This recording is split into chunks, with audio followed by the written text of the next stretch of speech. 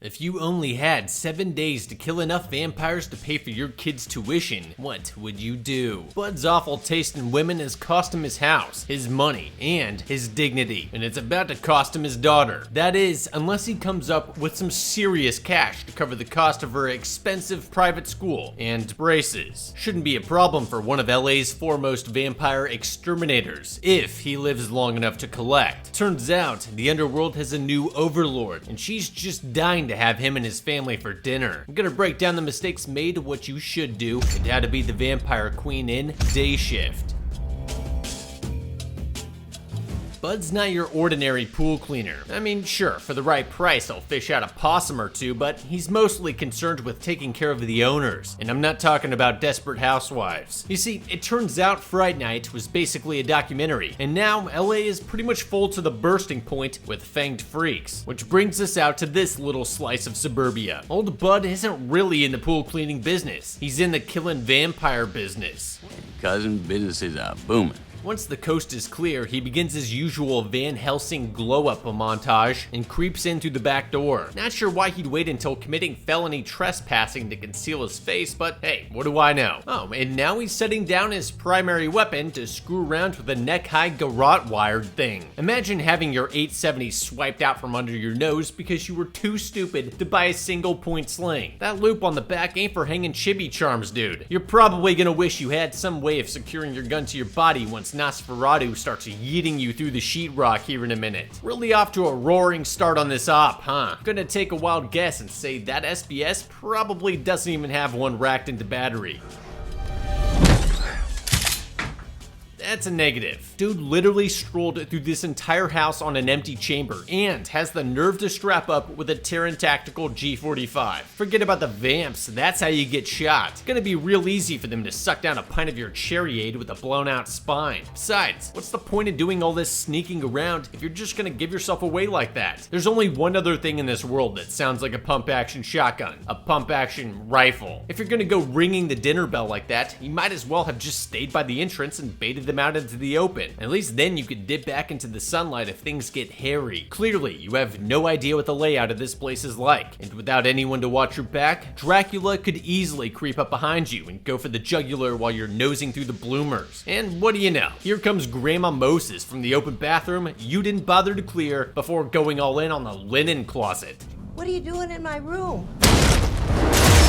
Jesus, did you see her coming at us like that? Had no choice but to put her down. Oh, she's a vampire? I mean, yeah, I knew that this whole time. Good thing we shot her. Should probably have gone for the double tap while she was doing all that demonic yoga. Now you have to clap a wildly unpredictable moving target before she breakdances your ass to death. Round 1 ends with Django getting drop-kicked through the wall, but instead of immediately getting back on his feet and posting up in the corner to have a better view of the entire room, he decides to maintain the most vulnerable position possible while honing in on the hole like it's the only way she could get through. Fortunately, despite the rampant rookie mistakes, this is far from Bud's first rodeo, and after a healthy application of gun fu and a couple of New York reloads, he's able to stake the old bat through the gizzard in time to give her the Gurkha treatment. The fun's not over yet though. Evidently, her basement dweller son had the Raycons cranked up to 11 this whole time, and he's not too thrilled with having to find a real job now. Good thing we left that silly string up in the doorway.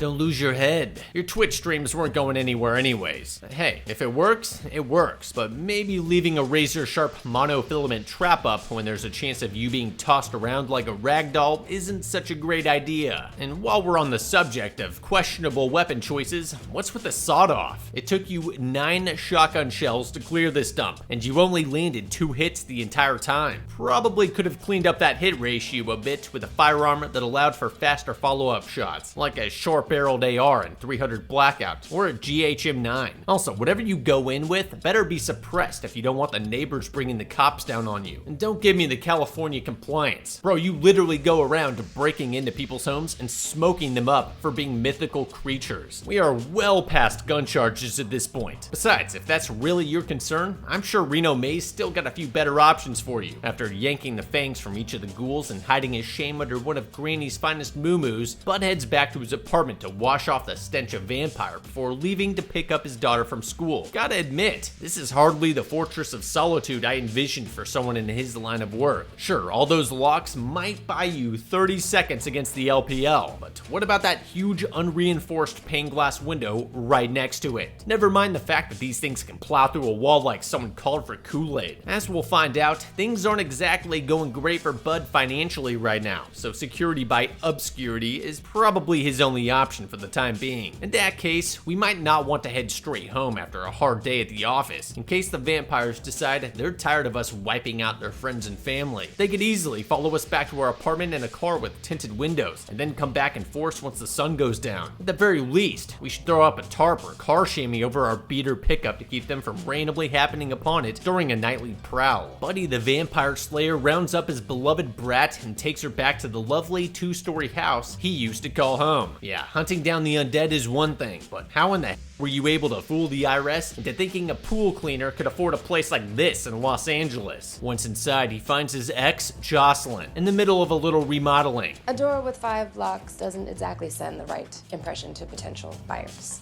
Oh, I guess that explains that. And that's not the worst of it. Turns out, she's planning to take the kid and move in with her mother back in Florida. Something about needing stability. And nothing says stability quite like ripping a child away from one of her parents and moving 3,500 miles away. Of course, what she really means is money. Turns out the bill for her glorified daycare is due in 7 days to the tune of $5,000. Oh, and just for kicks, Joss decides that she also needs braces by then, cause that simply can't wait, I guess.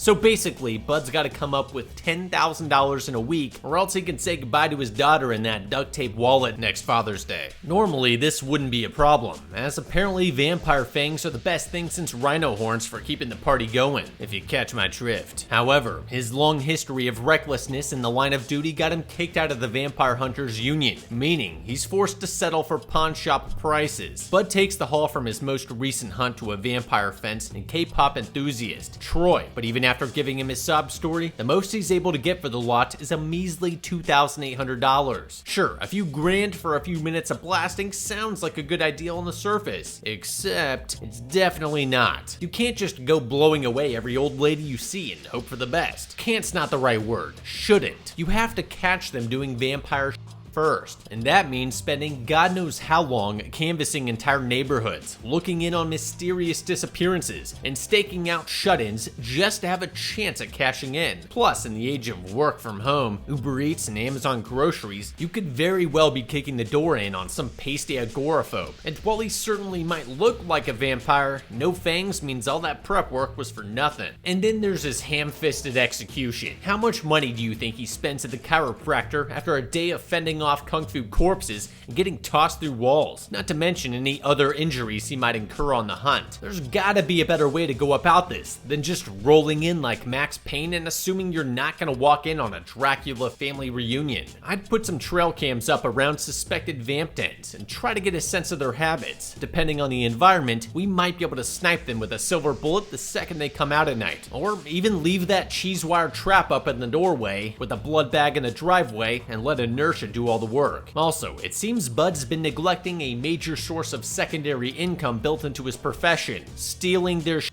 Seriously, these things supposedly live forever unless someone cuts them down to size. So, you gotta believe they've got plenty of time to loot some pretty valuable swag off their victims. What is it? Beneath you? You're fine violating the sanctity of their homes and ripping their teeth out, but snagging a watch or two is where you draw the line. Screw that. We should have come out of Grandma's house looking like the Grinch who stole Christmas. It's not like she's gonna miss any of it. Nerd Explains does not condone theft, unless it's vampires. And then I think YouTube's okay with it. Realizing he's not getting anywhere, Bud decides his only option is to get back in with the Union if he wants any chance of scraping up the cash in time. Fortunately, he's still got a man inside willing to vouch for him. After linking up with the DOGG, the two men sit down for a meeting with the boss man, and right away it's clear Dan Halen isn't thrilled with the idea of him rejoining the force. Apparently Bud's loose cannon approach to cleaning up the streets really had the mayor on his ass, but because he's such a huge fan of Snoop Dogg, he's willing to give the man one more chance. Only there's a catch. The amount of you stirred up working the night shift, you expect me to let you back out there where the sun don't shine? Sucks to suck, Jablonski. Now you'll have to settle for whatever sloppy seconds the real vampires leave behind in the morning. For real though, if working the night shift was that important to you, then why were you operating in broad daylight as a free agent? You know, when there's literally no one to make you do otherwise? Besides, given your preferred approach to vampire slaying, daytime is probably the better option, since there'd be nowhere for them to run once you came in shooting. Not to mention the fact that your whole pool guy disguise doesn't really make any sense once the sun goes down. However, Mr. Mullet doesn't stop there. He knows good and god well, Dirty Harry here is gonna fly off the rails and blow up the convent the second he walks out the door. So, he's partnering him up with regular legs to help keep him in line during his probationary return to active service. Which brings us to this little nerd in underworld accounting. I'm sorry, code 107 in the book clearly states anything less than... Yeah, seems like a real Solomon Kane. As for the fangs he collected this morning, with his union status finally restored, he's looking at a cool 10 G's. But you know it can't be that easy. After union dues and other assorted fees, he's only able to walk away with barely more than what he would have got at the pawn shop. Gotta love that collective bargaining. Here's an idea. Since Bud would have to have known that these Dentine Mafia jerks would try and shake him down for something, why not just give the teeth to Snoop and have him turn him in on our behalf? After all, they're paying in cash, and it's not like they're actually going to go back and verify the origin of each one. Even if he skimmed a little bit off the top, it's still bound to get us closer to our fundraising goal than we're at now. From there, we could probably just hawk old Snake Eyes and our Jordans to at least keep from losing our daughter while we work at a more cerebral way of stacking vamps. The next morning, the other guys meet up at Bud's storage unit to get to work. Their first stop is an old abandoned bowling alley supposedly occupied by a nest of juveniles. How do they know that, you might ask? Apparently they saw some Renfield mofo hauling a whole bunch of rescue cats in there, and that's all they need to run in guns a-blazing. Well, Bud anyway. Turns out Ellen Gamble's got a bit of a hang-up on pulling the trigger. What? No, I don't believe in guns. They're amoral, they're killing machines, they're not for me. Bro, you literally make a living counting teeth that were ripped out of their owner's skulls by heavily armed lunatics. Half that cash you're handing out probably goes straight to Optics Planet. Besides, I don't know what you've heard back in the office, but these things aren't exactly huge fans of the dentist. How exactly were you planning to be of use to anyone if you aren't willing to throw some lead or silver? Then again, I guess we could always use a little live bait. Might be able to kill two birds with one stone. After all, how can Seeger hold it against us if our little babysitter got himself savagely ripped apart by vampires because he refused to arm himself appropriately? With the dead weight holding down the truck, Bud enters the bowling alley to handle business on his own. Gee, I wonder if he's learned anything from yesterday's debacle. Let's see. PPE, non-existent. Identity, totally exposed. And pump action shotgun, deliberately unracked. I guess not. Yeah, forget what I said about all the prep work that must go into these hunts. Clearly, he's just shooting from the hip. For Christ's sake, he could at least make sure the place is clear before going in to collect. This is the second time he's blindly turned his back on the unknown to start yanking fangs. Only this time, he doesn't have his magic string to keep the uglies off his back. Better hope Dave Franco's spidey senses are tinkling or your daughter's gonna be schlepping into public school with jacked up teeth for the next 8 years. Fortunately, the boss picked that exact second to micromanage him in action, and not a moment too soon. Seth rushes in just in time to awkwardly fumble the shotgun over to Bud, only to suddenly find himself on the wrong end. Next time I tell you give me that goddamn gun, you give me that goddamn gun. Classic. There's a bad guy right behind you. Fake out. Cause who needs muzzle discipline, right? With yet another goat rodeo concluded, the boys head back to the truck with their prize. The bean counter doesn't look so good. Realizing what a toll this trial by fire has taken on his new partner, Bud decides to call it a day and give it another shot in the morning. Wait a second, for real? You guys have been at it for what, an hour and a half today? Get Puddles a Red Bull and tell him to shake it off. We got a failed marriage to chase after, apparently. Seriously though, kid's no good to us if he can't kill. In fact, he's a liability. We should have tried to blow the legs off one of those mansquitos and forced him to squeeze trig like War Daddy did with his own useless desk clerk back in 44. The next day, the Bat Boys kick things off with the trip to Troy's pawn shop to round up some supplies. Only, it looks like he's gone out of business. Evidently, whoever did this has it out for our hero. Man, I wonder why that could be. Surely, it couldn't have anything to do with the poor OPSEC he exercises on literally every single hunt. No way. He probably just lost his Duolingo streak. Well, the good news is our vampire hunting days are over, because we just hit the jackpot. I mean, look at all these guns. All we gotta do is go Lord of War for a little while, and we'll be able to buy our brat whatever kind of braces she wants. That is after we save a few choice cuts for our personal collection. I'm looking at you, G36C. Of course, we'll probably have to brutally murder the lesser Franco to keep him from ratting us out to the ATF, but I can live with that. Wait a minute. Take this. What the? What? You're just gonna take one measly pistol. Do you not see the AT4 he's got leaning up against the wall? Screw that. Back the truck up to the door and pick this place clean before it all winds up rusting away in some evidence locker. Might as well put it to good use combating the forces of the undead. With hardware like this, old Troy really should have beefed up his security. After all, vampires aren't the only thing you gotta worry about in LA. That said, if you're making most of your living selling off their body parts, you should probably have some specialized anti-vamp security measures in place in case they decide to cake on the SPF and make a run on the joint. Something like tripwire UV lights or some of that silver fiber wire stuff Bud was using to cut them down to size. Hell, even hanging some strings of garlic up in all the doorways is gonna slow them down a little bit. At the very least, he should have invested in a heavier door to buy himself enough time to slap a belt of silver bullets into his MG42. Also, gotta wonder why the ghouls wouldn't make off with at least some of the weapons. Nothing gets the blood flowing quite like a 5-round burst to the torso. Besides, even if it somehow violates their vampire code or whatever, they could still at least sell them to buy more gaudy jewelry and black leather trench coats. Sometime later, Discount Blade and his manlet arrive in the suburbs to follow up on a lead from Snoop Dogg, only it looks like they're not alone. Got Nazarian brothers.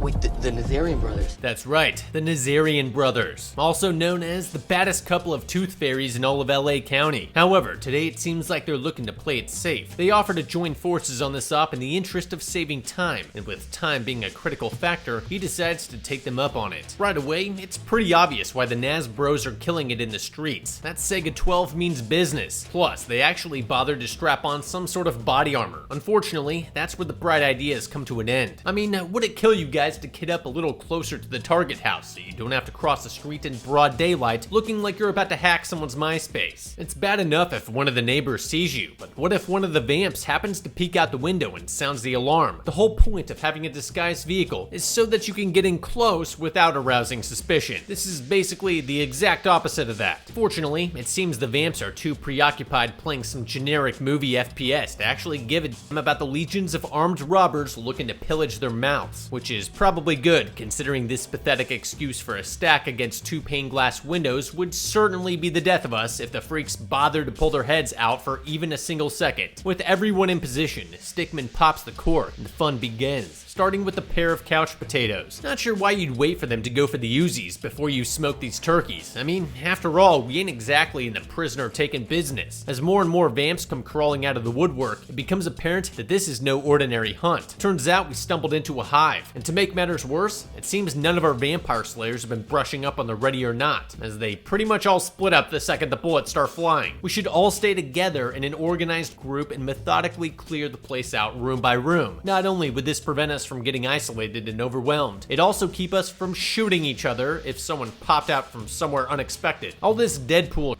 is just gonna get someone killed, especially with Seth blazing away with that 1911 as deviant Art Mavis flops around on the floor. I'd have Big Bro take the lead with the autoloader, with Little Bro second to cover mag changes, and Dingus in the middle koala hugging the guy in front of him for dear life. And Bud would watch the rear with his 870 to make sure none of the freaks pulls a sneaky on us. It's not gonna be sexy, but it'll at least ensure we'll still be able to see our daughter for 30 minutes a week while our ex-wife is blowing all of our hard-earned tooth money on more cashmere yoga pants. All of this is yet another reason why we need to be doing more recon ahead of each raid. If there's even a remote possibility of walking in on a hive, we need to know about it ahead of time. I mean, it was hard enough for the 4 of us. Can you imagine what would have happened if this little milk toast was our only backup? Listen, PP fans, this is man's world, not for little boy. Amen. Starting to think the boss only sent him out here to free up the head count for his niece or something. Once the coast is clear, the gang begins tickling the ivory. Should be way more than enough here to get us over the finish line. Oh, except apparently Bud can't cash in right away, as he has to take his kid to a birthday party. Meanwhile, Joss is doing all back at the house. She's probably gearing up for her divorcee OF shoot. However, things take a dramatic turn when Bud receives a call from an unknown number. You took something from me and now I'm gonna take everything from you. Enjoy the party. These scam calls are getting crazy. I mean, she didn't even mention her vehicle's extended warranty. That was the vampire queen and real estate mogul extraordinaire, Audrey. And it turns out that old lady Bud murked the other day was her daughter. Yeah, it's some kind of Fallout 4 father age swap thing. Just go with it. In any case, it sure was nice for her to telegraph her intentions like that instead of just rolling on the party and catching us off guard. Now we know to keep an eye out for anything suspicious. You know, like this half-blind creeper we saw hanging around her neighbor's apartment last night. Knowing things could pop off at any second, Bud cuts the party short for his daughter before strapping her into the front seat and hooking her up to the digital babysitter. Meanwhile, Audrey's one-eyed wonder goon closes in for the kill, apparently forgetting his gun was, in fact, a gun. I know your depth perception is probably a little wonky, but you should have probably started popping off the second he saw you coming so he wouldn't have time to Pez dispenser your ass. With a murdered out motorcade in hot pursuit, Bud tears through the city streets back towards his old house, all while phoning ahead to make sure Jocelyn's ready to roll once he pulls up. Look, there's a lot I need to tell you, but right now you gotta trust me. Pack your bags, be ready to go, and I will explain everything, okay? Can't wait to hear that conversation. You really picked a hell of a time to explain your career to the mother of your child. Probably should have done that a long time ago in case this exact set of circumstances started to unfold. I mean, come on, did it honestly never occur to you that the ghouls might track you down someday? Besides, Jocelyn would have probably been a lot more likely to keep you around if she knew that A, vampires exist, and B, you kill them for a living. As for picking her up, we should have told her to meet us somewhere public where the vamps might be less likely to make a move on her. Although given what we're dealing with right now, that might not be possible. Either way, if they were able to track us to the birthday party, they were almost certainly following us when we went to pick up Paige, so heading back to the house is out of the question. Sorry kiddo, but if mommy can't make it out to us, we're gonna have to leave her behind. After all, are you really gonna risk your daughter's life trying to save the woman that kicked you to the curb? Now that I think about it, letting the vamps work Jocelyn over like a human Capri Sun would drastically simplify this whole custody battle thing we got going on. Yeah, forget what I said about meeting up somewhere. She's fine exactly where she is. After losing their tail in one of the canals, Bud finally pulls up to the house and rushes inside with his daughter. Except, guess who's come for dinner? Who could have seen that coming? Should have called ahead one more time before barging in like that. After our last conversation, if she didn't answer, it'd be pretty safe to assume she's up to her neck in bloodsuckers right now. In true bad guy fashion, Audrey has Bud brought to his knees so she can menacingly spell out every step of her diabolical plan before leaving him in an easily escapable situation, just assuming he winds up dead. For real, she actually thought turning Seth into a vampire would be enough to slow us down for even a minute, as if he'd be any less of a wuss as an undead cannibal as he was before. Sorry bro, you're not nearly entertaining nor compelling enough for us to resolve this situation without immediately resorting to extreme violence. Ugh, thank God, he's finally dead. That was even easier than I thought. I mean, they could have at least tapped our kneecaps to make it a fair fight. Or, I don't know, maybe taken away our man bag full of dangerous weapons. Wait a minute, why is he still moving? Aw man, are we really gonna have to do this whole Sleepy Hollow henchman thing? Can't he just be dead? Fine, whatever. Get in the minivan, Ned Stark. We've got fangs to collect. Although, first we've got to find them. Good thing Bud knows just where to start. Time to pay our neighbor a visit and figure out what the old one-eye was up to. Being nothing but a hammer, his first instinct is to go barging into Heather's apartment waving his 870 around. But instead of immediately blowing off one of her legs and shaking her down for answers, he lets her get close enough to go for the disarm. However, after a brief hand-to-hand conversation, she decides that she's a good vampire now and volunteers everything she knows about Queen Audrey, including the location of her secret lair. Meanwhile, Seth manages to pull himself together long enough for the three of them to gear up for the final assault. Yeah, never mind the fact that we barely know this chick and have been attacked by both of these neckbiters within the last 5 minutes. Better just trust them implicitly not to rip our throat out the first chance they get. Maybe even let them ride behind us on the way over. Upon reaching their destination, the trio casually walks up on a large group of armed familiars like they're about to stomp the yard. Only it seems these guys would rather settle their differences with fists and firearms instead. Emphasis on the fists. Half these guys just run empty-handed towards certain death, and it turns out the ones that actually do have guns were only expecting human company, so they're they're basically helpless against 2/3 of the attacking force. Oh, and speaking of which, evidently, the vampirist downloads a few $1,000s worth of stage fighting courses the instant you turn, as suddenly Seth isn't a complete and total waste of skin anymore. But just when it looks like someone left this campaign on recruit, a second wave of bad guys spawns in to even the odds, and this time they're packing the holy points. Outgunned and outnumbered, our heroes dive into cover as walls close in around them. Fortunately, it seems one of them was able to raise the GAT signal. I guess it figures no one smokes him like Snoop Dogg. That was cool and all, but why the hell didn't we think to have him with us in the first place? I mean, we're literally going up against the final boss of Bloodsuckers and our whole freaking army. You'd think we'd want to spare 5 minutes to let him catch up before walking in the front door. Whatever, he's here and now, and that's what counts. I'm not sure how I'd feel about this, but if I were calling the shots, I'd have him swap that XM214 with one of our vampire friends. With their super speed, it basically turned them into a ground-based mini A10 Warthog we could use to clear a path through the horde. Oh, except never mind, because apparently now's when Scooby and the gang decides it's time to split up. Sure, that'd be great if we had multiple objectives in different locations we needed to accomplish in a relatively short amount of time, but we're all going to the exact same place. We should stick together in case we get mobbed by a ton of vampires all at once. After all, some of us still have to worry about turning into these abominations. Now on their own, Snoop and Bud make their way to another mob of bullet sponges, strategically placed to eat up the last of our minigun ammo, so we can't lean on it during the boss battle. Luckily, there seems to be plenty of available firepower and anti-vamp ammunition lying around in case they all got tired of living death. For real, it seems these ghouls are gearing up for some kind of massive turf war. Doesn't seem very good for business. Although, you've got to hold on to your power somehow. I'm sure vampire politics aren't any friendlier than our own. Strapped up with the leading competitors in global small arms, the Union boys do what they do best and cut a swath through the undead further into the compound. Lucky for us, they're all way too stupid to actually use any of that equipment they've been squirreling away. Otherwise, this might have taken longer than 30 seconds. However, even unarmed, the vamps still have some fight in them, and with plenty of nooks and crannies to crawl out of, eventually, one finally manages to get the drop on us, long enough to take a bite out of our partner in crime. Man, if only half our team hadn't taken off in a random direction, then this might not have happened. Well, one of us was going to have to stay behind and hold back the horde no matter what, so at least we don't have to flip for it. After sealing his fate behind the final gate, Snoop fires off the last remaining rounds in his pistol before bringing them in close to go out with a bang. West Side for life!